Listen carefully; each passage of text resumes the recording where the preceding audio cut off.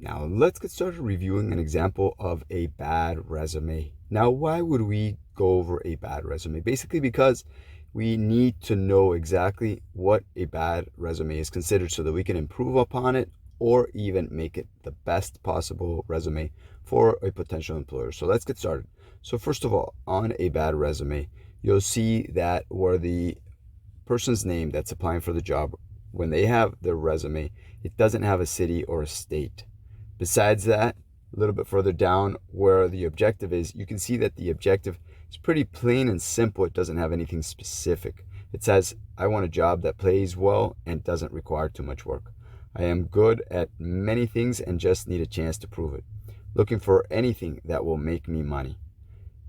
Sometimes saying these things isn't very productive. It's better to focus on the job or the task at which you're going to be focusing on and that you're trying to obtain.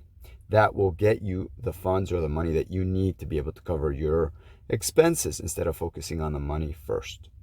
Now let's go over the work experience. It says here, some company, no city, no state, and then it has some dates, did a lot of different things, worked with some people, and helped sometimes.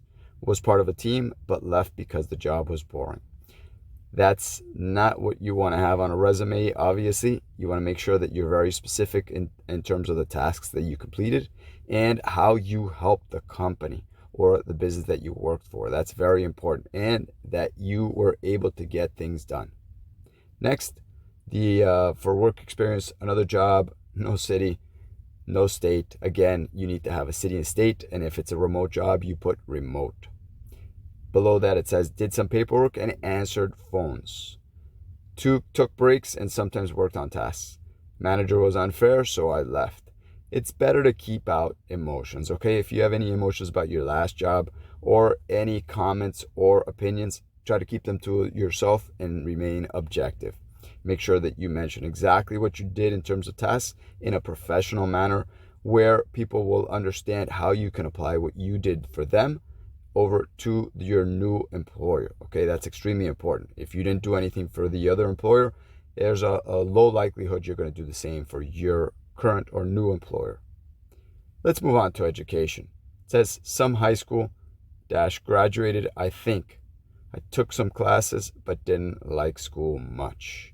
Again, this is an opinion, and maybe a lot of people share some of these things, or some of these thoughts, but it's not productive. So you have to put the name of the high school, you have to put the date in which you graduated, and then not include additional wording after that. You have to be very objective when it comes to resumes.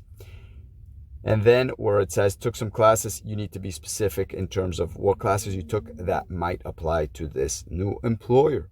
And that will help you a lot in terms of obtaining your potential interview and to be able to obtain this job. Now let's go over skills. It says computers, talking to people, typing kind of fast, can do different things if taught, know some programs, don't remember which ones. Again, you need to be very specific. When it comes to computers, you need to be specific as to what software or what programs you're able to use. If you're good at Word or PowerPoint or Excel, make sure you mention that. If you're good with people, you can put great communication skills, people person, something like that sounds a lot better. Typing kind of fast is not exactly what you want to put. You need to rephrase a lot of these things so that make more sense and they are employer friendly. And then when it comes to certifications and achievements, employee of the month once but no proof, took a course online but didn't finish, people say I'm a fast learner. Now these three are 3 points that have great potential, but they are worded incorrectly and don't apply to any specific things at all. So you need to make sure what you mention, what course you took, and then you need to make sure that you either complete that course or that you mention that the course was started and that you obtained valuable information at the very least. And then when it comes to employee of the month, make sure you mention what month it was and with what employer. Even if there is no proof, it's important to mention that if it did happen. Next, if you're a fast learner, you need to be able to mention that and explain that in a little bit more detail on how that can apply to your new job position. When it comes to references, this is something optional because most employers will ask you for this later on. So it's not really that necessary to include it in your resume. at least in my opinion.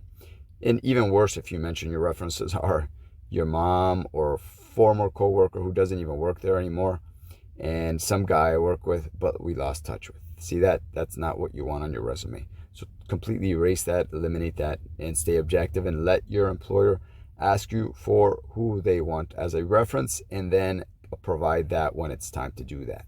Now let's go over why this is a bad resume. Number one, it's unprofessional and the formatting is unprofessional as well. There's no clear sections, inconsistent layout, and a poor structure. Number two, it's vague and unclear in details. It lacks specifics about job responsibilities, accomplishments, and skills. Number three, negative language. This is such an important part of the resume. It mentions quitting jobs due to boredom or unfair treatment, which definitely reflects very poorly on your persona. Number four, poor grammar and spelling. At the very minimum, you should go ahead and use the right punctuation, fix typos, and correct informal tone to make it more formal. You can use ChatGPT. You can even use a simple program like Word or Google Docs, and then see which ones are highlighted in red or underlined in red so that you can correct those words.